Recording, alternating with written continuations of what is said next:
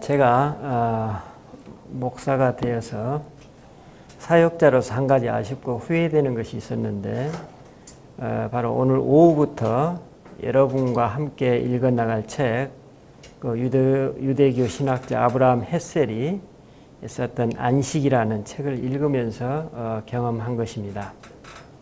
그것은 사역자로서의 주말과 주일을 보내고 싶은 것이 아니라 저도 역시 여러분들처럼 주말 저녁부터 모든 것을 내려놓고 주일을 준비하고 또 주일에는 그야말로 예배에 참석하여서 본래적인 안식의 날로 보내고 싶은 그런 열망 때문이었습니다.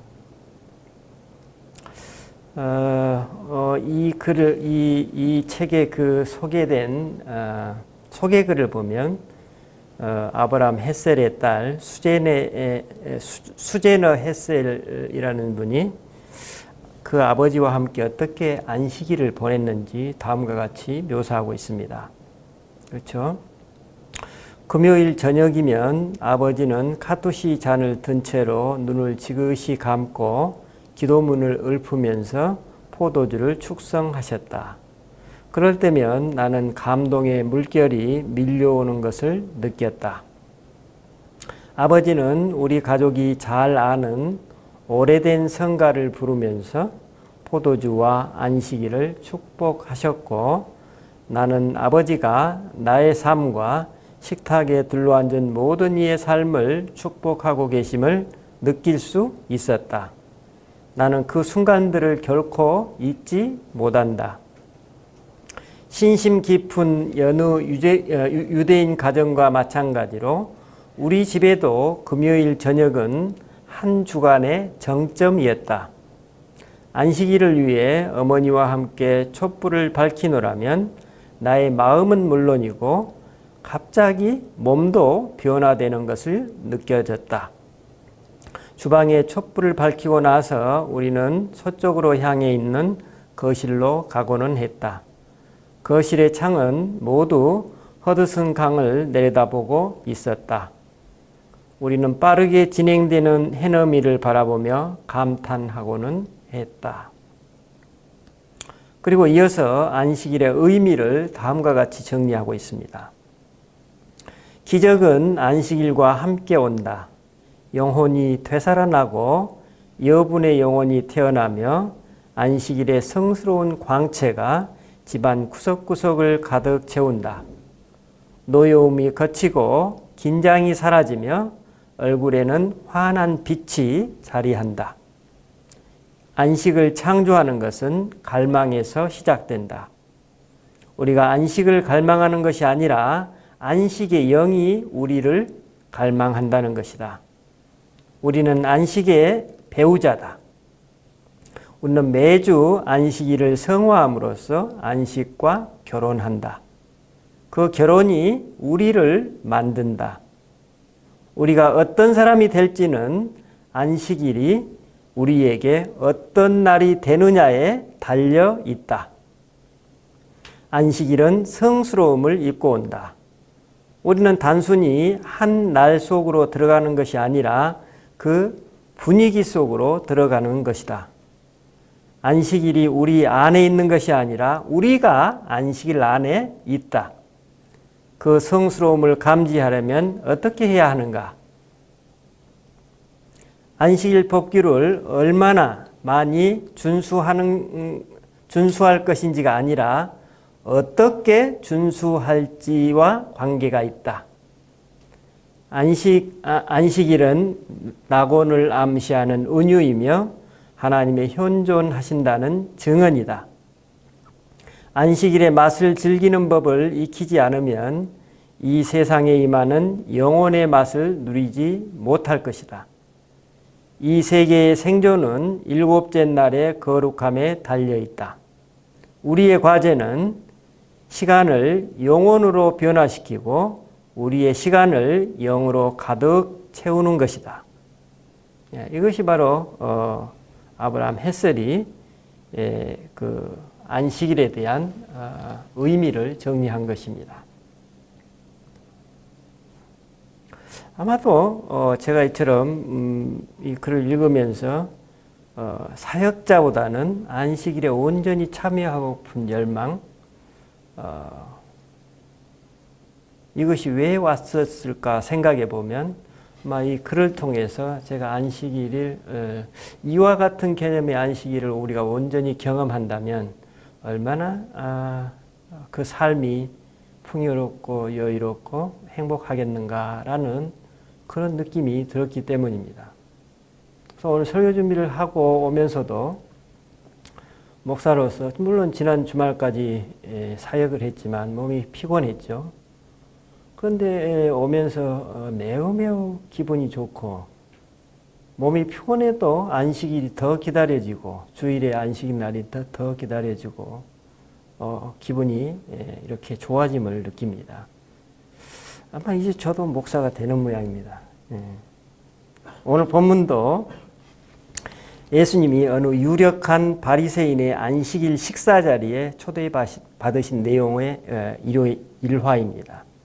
이 안식일 식사 자리를 소개하고 있는 누가복음 14장 1절로 24절이죠. 사실 24절까지인데 제가 봉독은 14절까지만 했습니다. 시간 관계상. 이 본문은 크게 네 부분으로 분류할 수 있습니다. 처음에 어느 수종병 걸린 사람을 안식일에 치유해 주시고 안식일 규례를 범하신 예수님이 당신을 주시하고 있는 사람들로 하여금 안식일 병 고침이 왜 가능한지를 설명하십니다. 두 번째로 그 수종병 걸린 사람을 이제 집으로 보내시자 이제 서로 높은 자리, 즉 상석에 앉기 위해서 자리 다툼을 벌이는 사람들을 훈계하십니다. 혼인잔치에 초대를 받았으면 그냥 끝자리에 앉아버리라는 것입니다. 그러면 초대한 사람이 그를 상석으로 안내해 줄 것이라 이렇게 말씀하십니다. 그리고 세 번째는 잔치를 베푸는 사람의 마음 자세를 가르치십니다.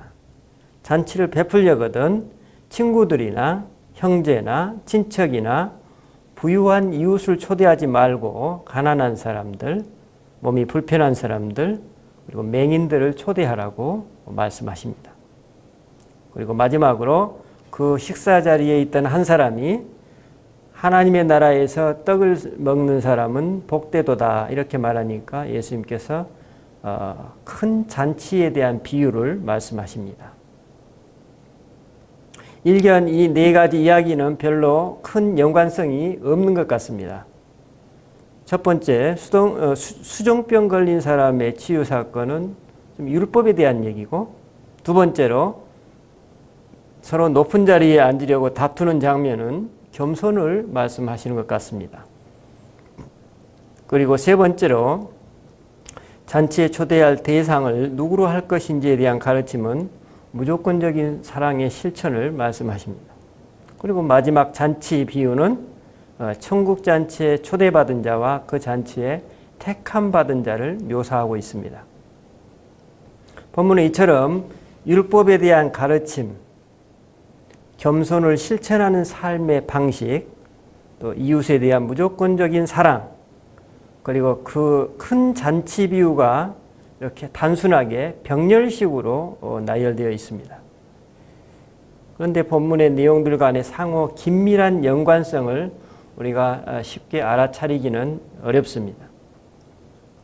그러나 본문의 저자인 누가 사도는 이 14장에서 이를 상호 연결시켜서 마치 하나의 사건처럼 묶어서 오늘 우리에게 전하고 있습니다.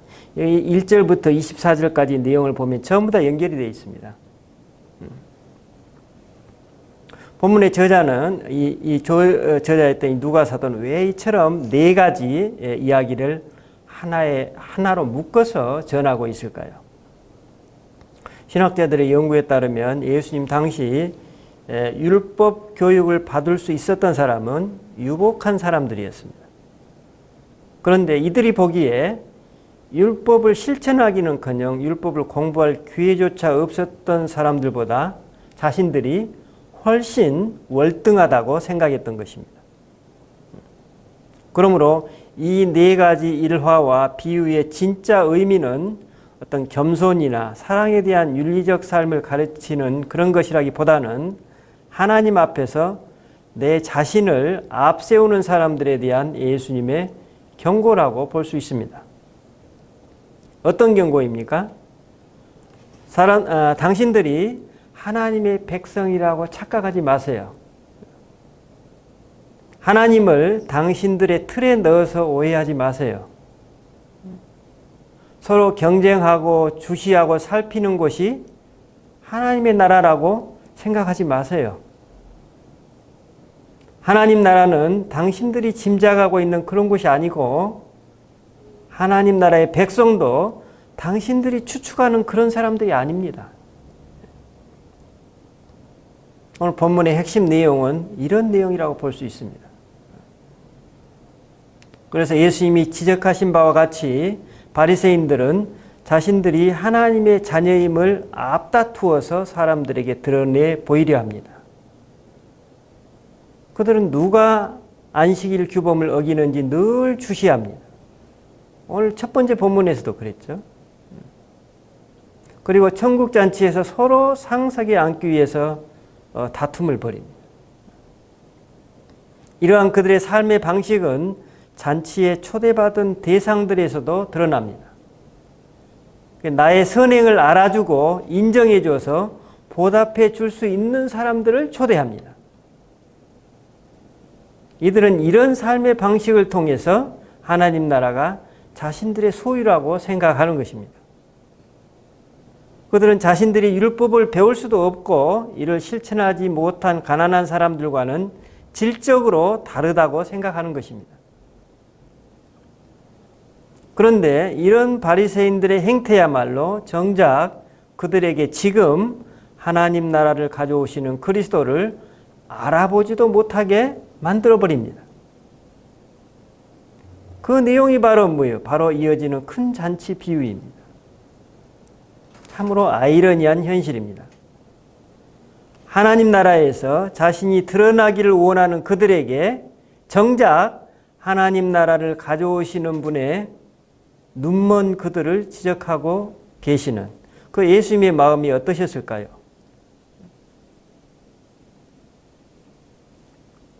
그런 예수님의 마음을 읽지 못하고 그 식탁에 함께 앉아있던 어느 바리새인이 다음과 같이 말합니다. 무릇 하나님 나라에서 떡을 먹는 자는 복되도다. 이 바리새인은 아마 자신이 율법을 잘 지키고 또 잘 배우고 그래서 하나님의 자녀라는 자부심으로 자랑스럽게 말했을 것입니다. 이에 예수님이 큰 잔치 비유를 들어서 가르쳐 주십니다. 예수님은 하나님 나라의 잔치에 참여하고 있다고 착각하고 있는 이 바리새인들 당신들이야말로 모두 똑같이 하나님 나라를 외면하는 사람들이라는 말씀입니다.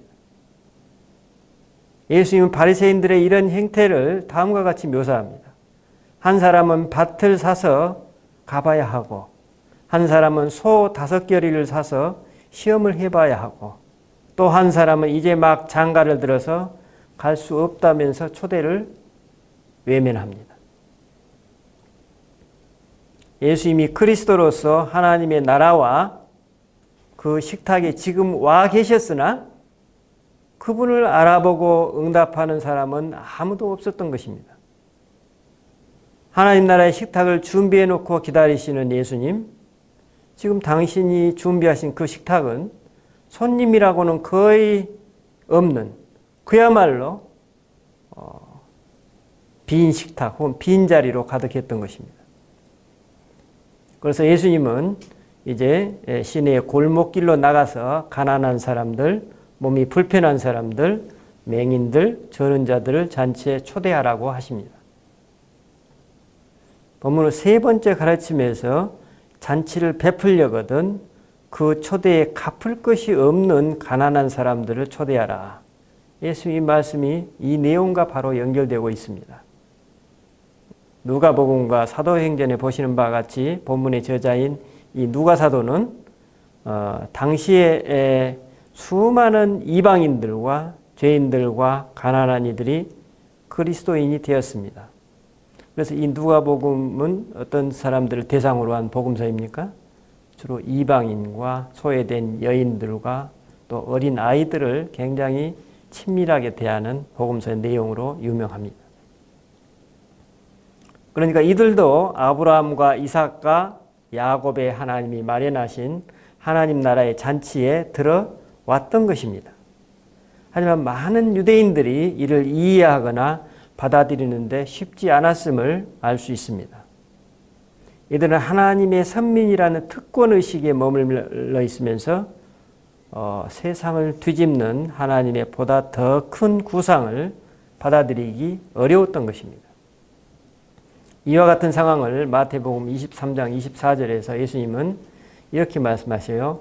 맹인된 인도자여 하루살이는 걸러내고 낙타는 삼키도다. 이렇게 힐난하십니다. 이를 메시지 성경이 다음과 같이 번역하고 있습니다. 잘 들어보세요. 처음부터 끝까지 다 틀려먹은 인생 이야기를 쓰면서 시시콜콜 맞춤법과 구두점을 따지고 있으니 너희 꼴이 얼마나 우스운지 알기나 하느냐. 실상 예수님은 이 비유를 통해 그들이 지금 앉아있는 잔치상을 엎어버리신 것입니다. 하지만 그들은 예수님의 이 비유가 그들의 밥상을 엎어버리고 있는지에 대해서도 눈먼 자들이었던 것 같습니다. 왜냐하면 예수님의 이 신랄한 비유에 대한 그들의 반응은 소개되지 않고 있기 때문입니다. 오늘 본문에서 이런 그들을 향해 예수님은 기존의 관행에 쐐기를 박으십니다. 날카로운 눈초리로 안식일을 그 규범을 지키는지 주시하고 있는 그들 앞에서 안식일 규범을 여지없이 타파하시고 안식일의 본래적 의미를 일깨워 주십니다.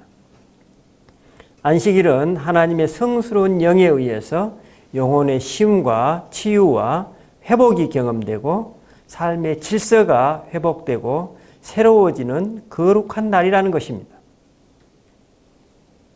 또 서로 상석에 앉아야 자신의 유신과 체면이 높아진다고 여기는 그들에게 오히려 말석에 앉으라고 하십니다. 본문 10절로 12절 말씀을 메시지 성경이 다음과 같이 번역하고 있습니다. 이렇게 번역합니다. 저녁 식사에 초대를 받거든 맨 끝자리에 앉아라. 그러면 너를 초대한 사람이 와서 친구여 앞으로 나오시오 하고 반드시 말할 것이다. 그 일이 저녁 식사에 온 손님들에게 화제거리가 될 것이다. 내가 말한다. 너희가 거만한 태도로 다니면 결국 코가 납작해지고 말 것이다. 그러나 너희가 너희 있는 모습 그대로 인정하면 자기 자신보다 큰 존재가 될 것이다. 예수님 여기서 맨 끝자리에 앉아라. 그러면 너를 초대한 사람이 와서 친구여 앞으로 나오시오 하고 반드시 말할 것이다. 이렇게 말씀하십니다. 예수님이 왜 그렇게 반드시 그럴 것이다 라고 말씀하셨을까요? 여러분, 가장 낮은 끝자리인 말석에 자유로이 자신의 자존감 구김없이 앉을 수 있는 사람은 어떤 사람일까요? 아마도 그 사람은 하나님과 일치된 사람, 그러기에 그 겸손의 깊이만큼 자유로운 사람일 것입니다. 그래서 그 사람은 존재와 삶의 토대가 깊고 든든하여서 외부의 자극이나 반응에 휘둘리지 않는 사람일 것입니다. 그러므로 이 사람은 하나님 앞에서 자기 자신을 있는 모습 그대로 인정하고 받아들이기 때문에 자기 자신보다 더 큰 존재가 될 것입니다. 왜냐하면 하나님이 그분과 함께 하시기 때문에. 예수님 말씀은 아이러니하게도 가난한 사람들, 몸이 불편한 사람들 중에 이렇게 살아가는 사람이 실제로 더 많이 있다는 것을 암시하고 있습니다. 바리새인들과 대비되는 개념이죠. 하지만 자리다툼을 벌이는 사람들은 어떤 사람들입니까? 자기 존재와 삶의 토대가 빈약한 사람들입니다. 그래서 그들은 외부의 눈을 의식하고 늘 외부의 자극이나 반응에 흔들려서 불안한 삶을 살아갑니다. 아무리 외견적으로 잘 살고 부유해도 그것과는 관계없습니다. 그래서 그들은 피상적인 인간관계, 피상적인 삶에 머무르고 맙니다. 그래서 늘 긴장하고 안정감이 부족하여서 불안합니다. 이들의 불안감은 늘 하나님의 눈에 드는 자리를 차지하려고 안다라는 모습으로 나타납니다. 이들의 불안감은 늘 자신들이 얼마나 율법을 잘 지키고 정결을 유지하는지 보여주기 위해서 안달하는 모습으로 나타납니다.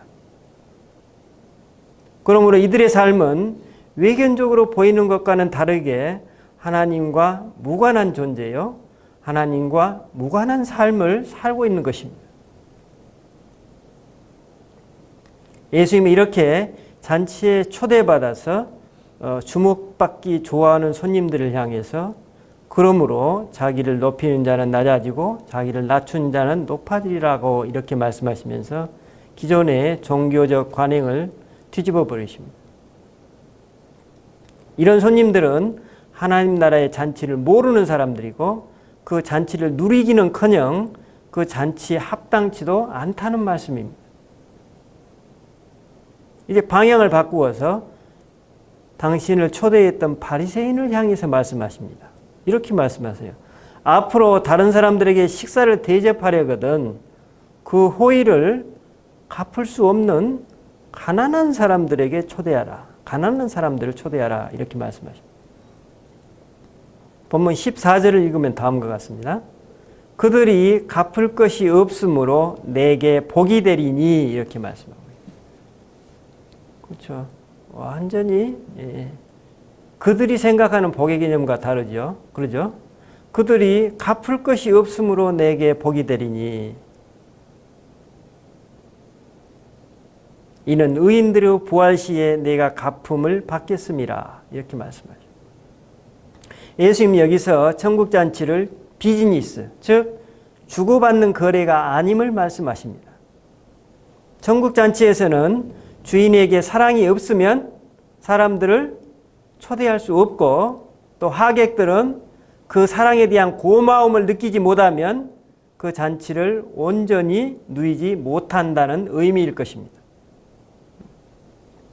즉 천국잔치는 내 자신의 살과 피, 그러니까 뭐예요? 나의 이센셜이죠. 아주 중요한 부분이죠. 중요한 부분을 내주며 그 사랑을 또 고맙게 받아들이는 잔치의 현장이라는 것입니다. 나의 남는 부분을 그냥 떼어주는 그런 것이 아니라는 거예요. 나에게도 꼭 필요한데 그 필요한 것을 나누어 준다는 것입니다. 그 꼭 필요한 것을 나눔을 받는 그 받는 당사자는 어떻게 될까요? 보통 잔치가 아니겠죠. 보통 잔치가 아닙니다.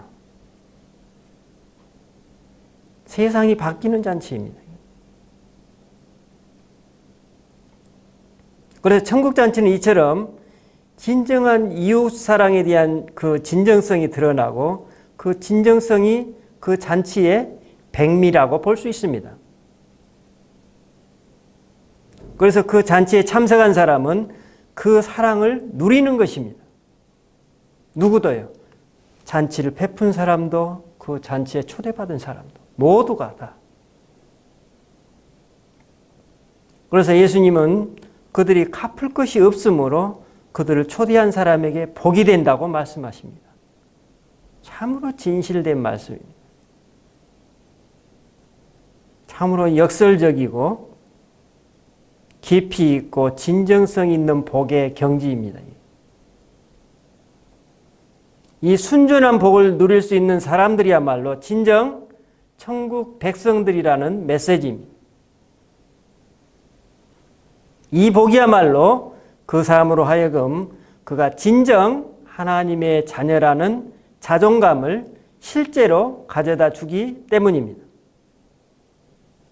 이 복은 그 사람을 하나님과의 깊은 연합을 전제하기 때문에 부활의 때에 반드시 다 함께 다시 누리게 될 것이라고 말씀하십니다.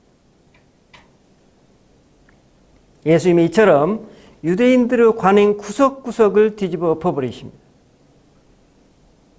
예수님의 사랑이 너무나도 깊고 너무나도 급진적인 것이기 때문에 바리새인들의 눈에 예수님의 그 사랑은 너무 비현실적이고 매우 위험하고 불온한 것으로 느껴졌을 것입니다. 그러나 예수님은 그들의 이 주시에도 아랑곳하지 않으시고 하나님 나라의 큰 잔치, 그 잔치는 이미 그들의 것이 아님을 지금 경고하고 계십니다. 이 복음서를 전하고 있는 누가의 상황이 다시금 우리에게 오버랩됩니다. 유대인들이 개돼지로 여겼던 이방인들, 죄인들, 그들이 천국잔치에 참여할 자격도 없을 것 같은 여인들과 어린아이들, 이들을 위한 천국잔치가 마련되고 있음을 알리고 있습니다. 천국이 자기들만의 것이라고 생각하는 이들에 대한 예수님의 응답입니다. 본문에서 안식일 잔치를 베풀며 그 잔치에 참여한 바리새인들, 다른 사람들은 본체만 체하고 자기만 내세우는 인색한 마음을 가진 사람들, 그들은 하나님의 이 대범한 사랑에 이제 맞닥뜨리게 됩니다. 아마도 그들에게 예수님의 이 가르침은 너무나도 당황스러웠을 것이고 예수님의 이 치유 능력과 말씀의 파워는 그들이 감당하기에는 너무나도 강력하고 압도적이었을 것입니다. 그들은 오랜 기간 동안 메시아를 기다려왔습니다.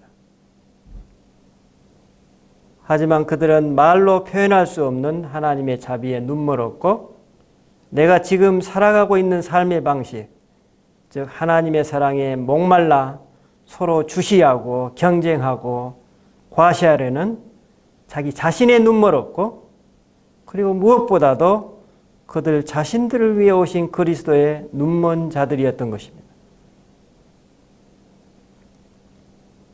여러분, 오늘 나는 주일을 어떻게 맞이하고 경험하고 계십니까? 남들에게 보이기 위한 의식과 의무인가요? 아니면 단순한 심신의 휴식인가요? 아니면 서두에 아브라함 햇셀이 증언한 것처럼 하나님의 현존 속에서 시간이 영원으로 변화되고 그 시간이 그분의 영으로 충만하게 채워지는 신비를 체험하고 계신가요? 우리 기도합시다.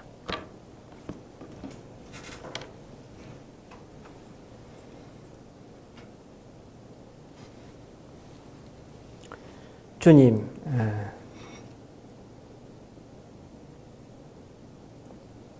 우리는 세상 속에서 매우 분주한 삶에 시달리다가 안식할 수 있는 주일을 매주 맞습니다.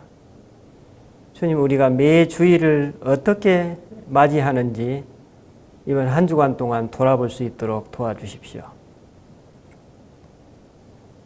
주일이 내 존재와 삶 속에서 어떤 역할을 하고 있는지 돌아볼 수 있도록 도와주십시오. 그 주일을 내가 어떻게 맞고 있는지, 어떻게 경험하고 있는지 돌아볼 수 있도록 도와주십시오.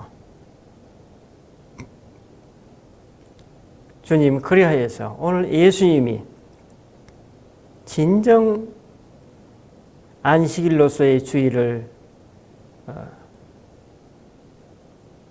어떻게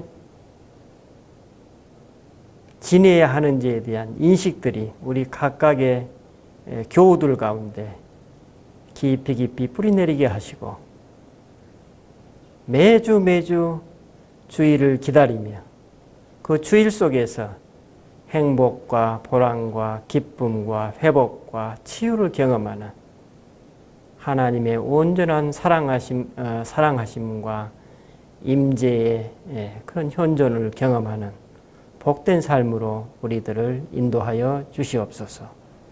감사드리고 우리 주 예수 그리스도 이름으로 기도드립니다. 아멘.